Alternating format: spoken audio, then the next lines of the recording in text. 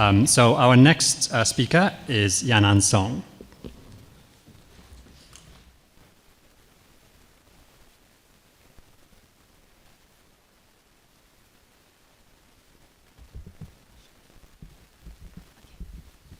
Thanks again for inviting me to this conference. I am an academic. I work in university, so this is obviously my very first taste of such a conference with so many activists.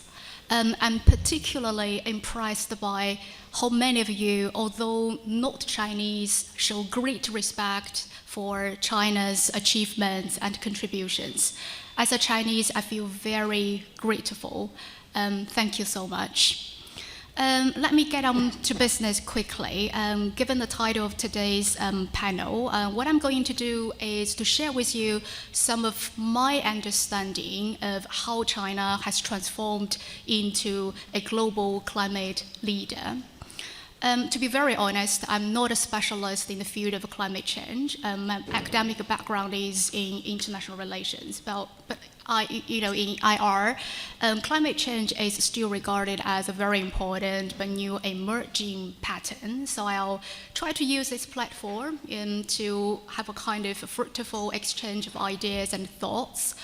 So when we think of climate change, it is pretty clear that China is already at the very heart of the story. For example, with over 30% of the global carbon dioxide emissions in 2022, China is regarded as the world's largest emitter. But at the same time, it is also increasingly the world's largest global climate actor. So to understand whether humanity succeeds or fails in this climate fight, it will be very interesting and important for us to know how China has moved from a cautious participant to a central leader in its global climate governance. Well, in the early 1990s, China joined the UN climate process with great caution. At that time, it basically insisted on the principle of common but differentiated responsibilities. The reason behind it was pretty straightforward.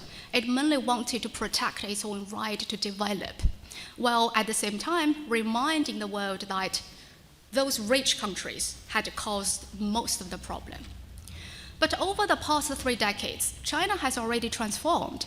What actually began as a defensive diplomacy eventually became a kind of proactive climate leadership. And this leadership is expressed in 2 important ways.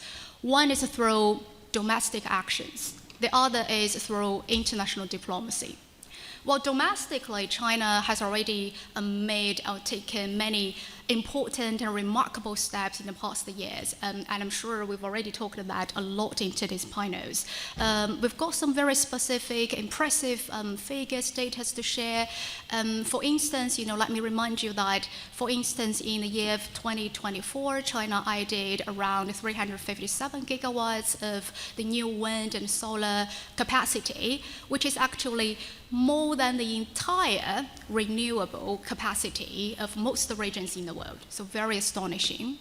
And also in the early 2025, early part of 2025, for the very first time, China's combined solar and wind capacity surpassed its thermal power capacity. And this will absolutely be a kind of symbolic turning point in the global energy mix.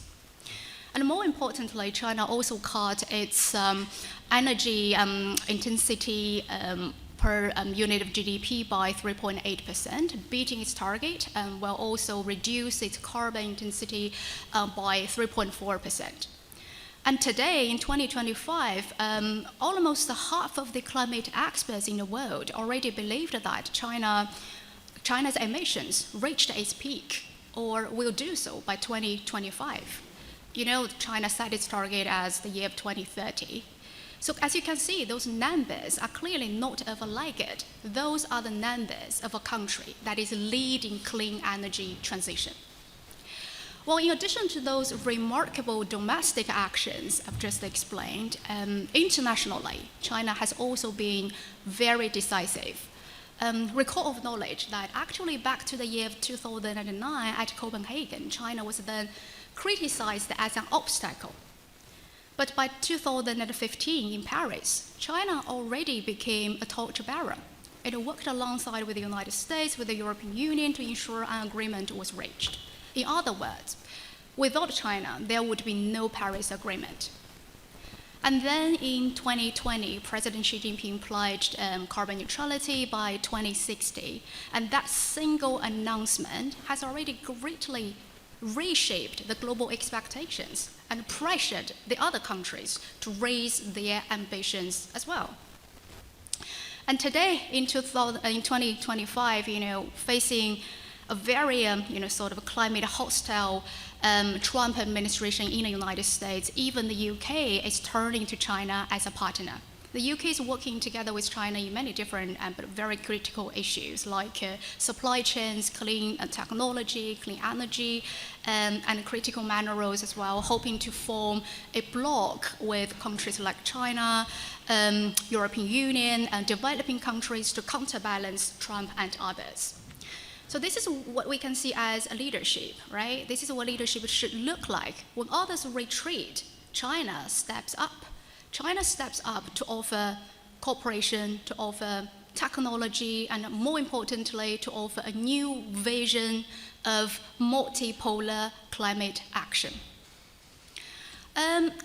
Bearing those successful domestic and international actions in mind, then we may wonder, how can we explain this rise? How can we explain China's rise into a global climate leader? Because I work in the field of international relations, so I've tried to apply some sort of relevant IR theories to explain the case of China, but I'll try not be too theoretical, too academic. So very, very briefly, first of all, domestic politics theory shows how domestic pressures, especially the public anger over pollution, the need for stable growth, as well as the quest for legitimacy has driven the Chinese leaders to prioritize the climate action.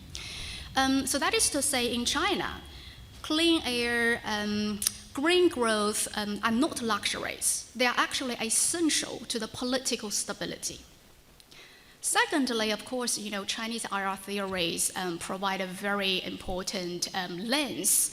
For example, 天下 system theory, all under the heaven, and I believe you are all very much familiarized with it, explains a kind of world that problems should be resolved collectively rather than through domination. And similarly, the relational theory highlights the importance of networks and partnerships. So all those together explains why China leads so differently. China doesn't seek to become a hegemon in a global climate governance. Instead, China positions itself as a bridge between the global north and the global south, a bridge between developed and developing countries, and a bridge between east and west. In addition to this kind of relatively successful leadership role, of course, challenges remain. China is still very much reliant on coal, and the global markets still fear very much about the over-dependence on China's clean energy, clean technology supply chains. But this is also where we see a leadership should look like. Rather than denying those challenges, China is actively addressing those challenges. China is investing billions to replace coal with renewables. China is selling solar panels, wind turbines, and the electric vehicles across global south, and actually also across global north. For instance, today we've already seen many BYD electric vehicles in many of the European countries here, right? And very recently, last week, I've got a chance to meet with the consulting team from China who are helping Xiaomi expand overseas and establish its presence in Germany. And that team feels very much optimistic about the prospects, so fingers crossed. As you can see, far from dominating through coercion, China is actually sharing solutions. China is building infrastructure. China is financing green projects in Africa, in Latin America, in Asia. So this kind of South-South cooperation is one of the clearest examples of a climate leadership in practice. I know my time is limited, so let me conclude. Although China is still the largest emitter, it is also the largest climate leader. Others may retreat, others may roll back, but China is stepping up.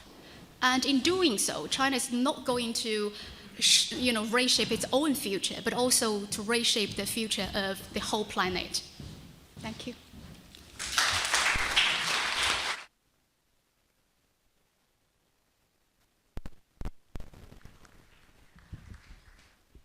Thank you so much, Professor Yanan Song, and I'm sorry to all of the speakers that, in the purposes of time, we couldn't listen to more. That was very interesting, though, particularly the point about how the green growth actually sustains the revolutionary project and the domestic legitimacy. I thought that was very interesting.